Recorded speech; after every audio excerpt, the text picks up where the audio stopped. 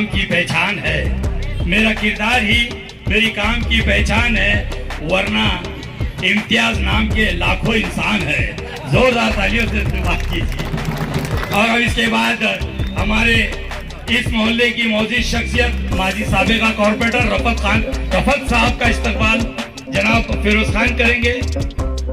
इसके बाद वक्त की नज़ाकत को देखते हुए मैं नाम लेते जाऊंगा। खान साहब आप तैयार रहिए। इसके बाद हमारे अयूब जागीरदार साहब का इस्तकबाल खान साहब करेंगे। इसके बाद हमारे बशीर साहब का इस्तकबाल खान फिरोज खान करेंगे। इसके बाद हमारे जिला सदर समीर साजिद बिल्डर साहब का इस्तकबाल खान फिरोज खान करेंगे। इसके बाद सैयद आरिफ हुसैनी साहब का इस्तकबाल खान फिरोज खान करेंगे। इसके बाद नासिर सिद्दीकी साहब का इस्तकबाल और इसके बाद जमीर अहमद कादरी साहब का इस्तकबाल, हाजी इरशाद साहब का इस्तकबाल, रफीक खान और शीता का इस्तकबाल और हमारे हाजी इसाक साहब का इस्तकबाल। हाजी साहब आगे आइए, शेख अहमद साहब आगे आइए, हाजी इसाक साहब का भी इस्तकबाल। इसके बाद हमारे अब्दुल रहीम उर्फ अज्जू नायकवाड़ी, इनका इस्तकबाल। नौजवानों, स्टेज के ऊपर मौजूद मजलिस इत्तेहादुल मुस्लिमीन के तमाम जिम्मेदारान,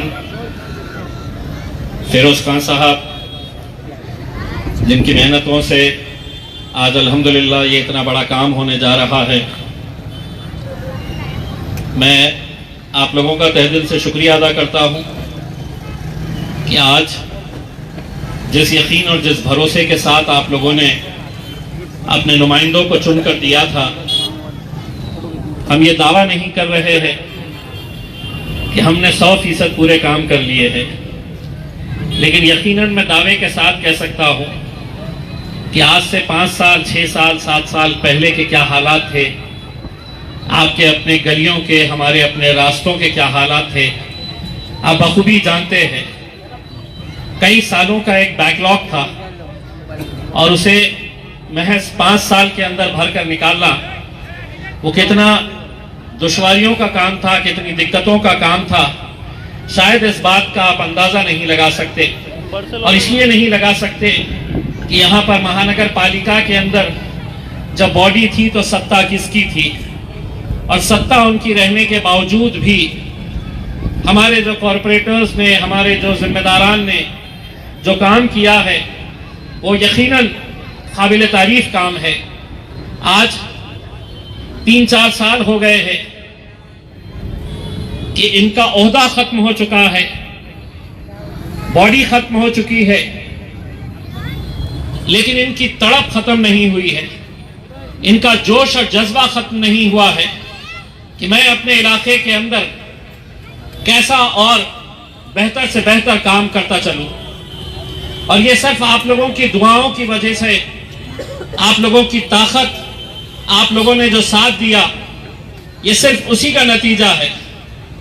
मुझे मालूम है कि कुछ महीनों पहले जब मैं इसी इलाके के अंदर एक रोड का इफ्तिताह करने के लिए आया था तो उस रोड की क्या हालत थी, आप हर रोज वहां से गुजरते थे।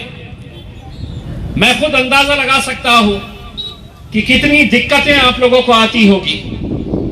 आज यहां पर कितने करोड़, 3.25 करोड़ रुपए के काम का आगाज होने जा रहा है।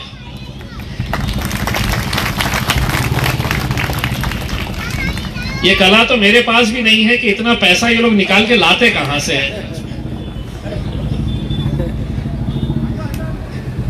मैं तो अब ये सोच रहा हूं कि अगर मेरे को मेरा कुछ काम निकलवाना है तो ये लोगों को साथ में लेकर जाऊं तो कुछ फंड मैं भी निकाल सकता हूं बाहर। लेकिन अल्हम्दुलिल्लाह आज ये काम हो रहा है, मुझे खुशी है जाती तौर के ऊपर। इस मौके के ऊपर मैं 2 और बातें करना चाहता हूं, क्योंकि मैं उस इलाके के अंदर आया हूं। कुछ दिन पहले मैंने किराड़पुरा में एक रोड का इफ्तिताह किया और उसके बाद वहां के जितने भी मस्जिदों के इमाम हैं, उन लोगों के साथ एक मीटिंग हमने हमारे अयूब जागीरदार साहब के घर के ऊपर ली और उसका मकसद ये था कि हम अपने तौर के ऊपर अपने इलाकों में जो आज एक गंदगी फैल रही है, या यूं कहिएगा एक गंदगी फैलाई जा रही है, ताकि इन इलाकों के नौजवानों को कैसा कमजोर किया जा सकता है। बहुत दूर नहीं, इसी इलाके से बहुत करीब कुछ दिन पहले एक मर्डर हो जाता है और उसमें बंदूक का इस्तेमाल किया जाता है। सोचिए आज हम किस मुकाम के ऊपर आ गए हैं कि क्या मैं और आप भी महफूज हैं। नशे में आने के बाद नौजवान लड़का किस हद तक जुर्म को अपना रहा है, ये आए दिन हमें सिर्फ अपने शहर में नहीं, ऐसे बहुत सारे शहर हिंदुस्तान भर में हम देखते हैं। और मैं ये दावे के साथ कह रहा हूं, पूरी जिम्मेदारी के साथ कह रहा हूं, ऐसा नहीं है कि कोई नशे का कारोबार कर रहा, कोई नशा खरीद रहा, कोई इस्तेमाल कर रहा। ये पूरा का पूरा जो खेल है, ये सरकार की देखरेख के अंदर हो रहा है, पुलिस की निगरानी के अंदर हो रहा है। पुलिस बखूबी जानती है कि किस इलाके के अंदर, किस घर में, किस दुकान के अंदर यह कारोबार चल रहा है। लेकिन उन्हें तुम्हारे मरने से, हमारे मरने से कोई फर्क नहीं पड़ता है। उन्हें उनका हफ्ता मिल रहा, उनका पैसा मिल रहा।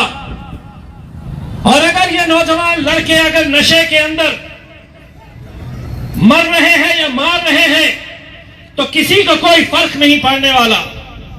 इसीलिए कि हमको तय करना है कि हम खामोश बैठकर तमाशा देखते रहे या हम अपने तौर के ऊपर इसको रोकने के लिए अपने अपने मोहल्ले में, अपने अपनी गली में, अपने अपने इलाकों के अंदर कुछ ठोस कदम उठाए। मुझे मालूम है जो नशे का कारोबार कर रहा वो इतना पैसा बनाने रहा कि उसे लग रहा कि मैं तो पुलिस को भी खरीद सकता हूं, मोहल्ले के बड़े बड़े गुंडों को भी मैं खरीद सकता हूं। कई सारे लोग जो जानते हैं कि नशे का कारोबार कहां चल रहा है, लेकिन मुंह इसलिए नहीं खोल रहे कि कहीं ना कहीं डर और खौफ उन्हें सता रहा है।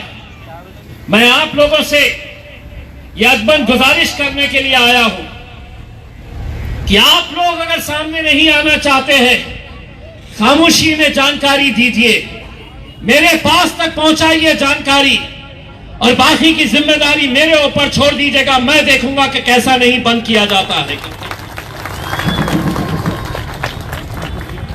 देखिए, पहले दलितों के इलाकों के अंदर शराब की दुकानें खोली जाती थी ताकि दलित समाज नशे के अंदर धुत रहे। आप देखिए, पूरे हिंदुस्तान के अंदर सबसे ज्यादा शराब की दुकानें, देसी दारू के दुकानें अगर कहीं लगाई जाती है तो वो दलितों के बस्तियों के अंदर। मुसलमान शराब को हाथ नहीं लगाता, हमारा मजहब इजाजत नहीं देता, लेकिन नशा, गोली, बटन सब है। ये सच्चाई है नहीं है? लेकिन मुझे क्या, मेरा पड़ोसी ले रहा है।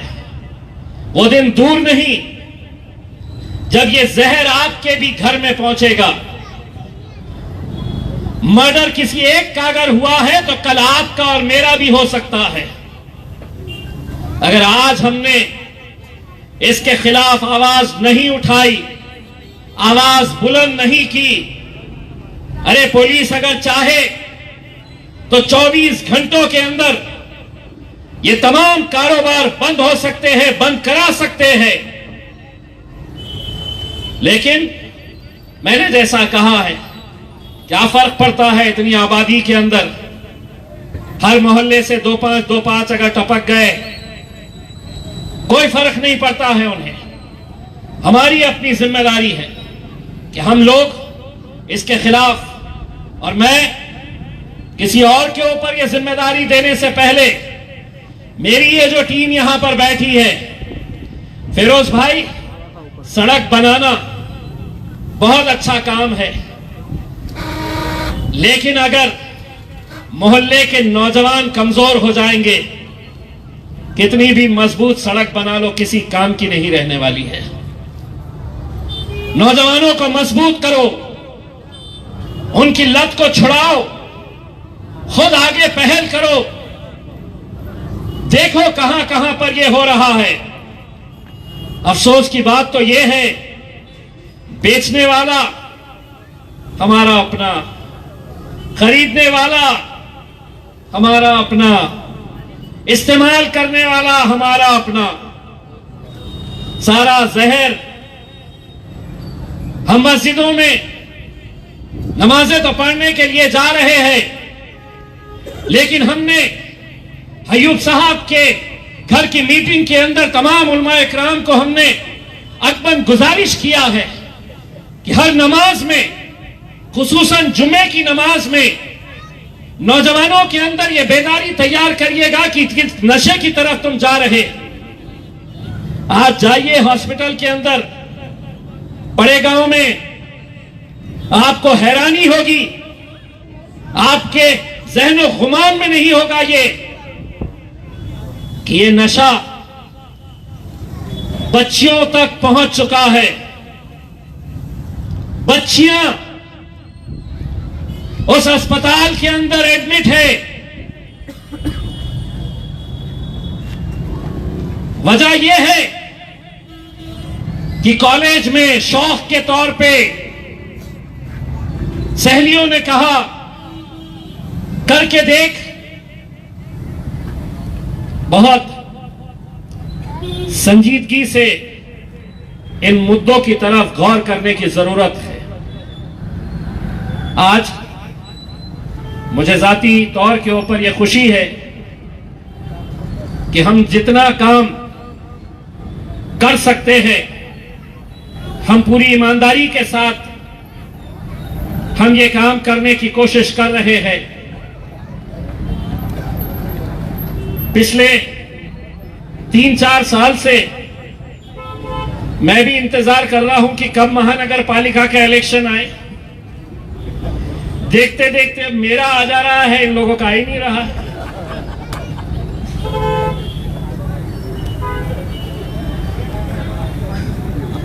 वरना हो ये रहा है कि रफीक चीता मेरी गली बना दो, इरशाद साहब को एक काम, एक मर्तबा इनका कुछ ठिकाना लग गया तो मेरे हिसाब से मेरे लिए भी बहुत आसान हो जाएगा। मैं आप तमाम लोगों का तहे दिल से शुक्रिया अदा करता हूं। फिरोज साहब को और उनकी पूरी टीम को मुबारकबाद देता हूं कि जिस तड़प के साथ, जिस लगन के साथ आपने जद्दोजहद करके ये पैसा निकलवाया, ये फंड्स निकलवाए और ये काम का उद्घाटन होने के लिए आज जा रहा है। मैं उनसे यही अपील करना चाहूंगा कि मैं खुद जहां पर उद्घाटन करने के लिए जाता हूं, जेई साहब, कॉन्ट्रैक्टर साहब, मेरा एक उसूल है कि अगर मैं उद्घाटन करता हूं तो 24 घंटे या ज्यादा से ज्यादा 48 घंटे के अंदर काम शुरू करवाता हूं। तो आपसे भी गुजारिश है कि आज जुमा है, हफ्ता इतवार ले लीजिएगा और सोमवार से अगर काम शुरू कर दे तो मेरे हिसाब से ज्यादा बेहतर रहेगा। वर्क ऑर्डर मिल चुका है, तो जितने जल्द से जल्द ये काम शुरू अगर होगा तो इंशाल्लाह जल्द ये काम मुकम्मल होगा। आगे और भी बहुत सारे कामों के उद्घाटन इंशाल्लाह भी बचे हुए हैं। अगले 1 महीने के अंदर हमारी और कोशिश है कि हम जितने ज्यादा इलाकों के अंदर जा सकते हैं, जहां जहां पर भी कई सालों से कुछ काम नहीं हुए हैं, उन कामों को कर सकते हैं। इन इलाकों के अंदर तो बहुत काम हो चुके हैं क्योंकि यहाँ पर आपका अपना नुमाइंदा था, लेकिन कई ऐसे इलाके हैं कि जहां पर हमारा नुमाइंदा नहीं होने की वजह से उन इलाकों के अंदर काम नहीं हो पाया है। तो ऐसे इलाकों के अंदर भी हम काम का सिलसिला जारी रखे हुए हैं। इंशाल्लाह आप लोगों की दुआएं, आप लोगों का साथ जो हमेशा से रहा है, जो मजलिस इत्तेहादुल मुस्लिमीन, खासतौर से मेरे कायद बैरिस्टर असदुद्दीन अवैसी साहब के ऊपर आप लोगों ने जो यकीन करके इन लोगों को यहाँ के इस महानगर पालिका के अंदर भेजा, और मैं जिंदगी भर आप तमाम लोगों का एहसानमंद रहूंगा कि आप लोगों की मेहनत थी, आप लोगों की ताकत थी, आप लोगों का साथ था कि पूरे महाराष्ट्र से इकलौता एक मुसलमान खासदार आपने है तो दिल्ली के अंदर पहुंचाए हैं। ये आप लोगों का मेहनत का नतीजा है कि अल्हम्दुलिल्लाह वहां पर हम गए और पूरी ईमानदारी के साथ आपके जितने मुद्दे हैं, आपके जितने मसाइल हैं, उनको हल करने के लिए पूरी ईमानदारी के साथ कोशिश कर रहे हैं और इंशाल्लाह ये कोशिश आगे भी जारी रहेगी। बहुत बहुत शुक्रिया। वाखिर दवाना।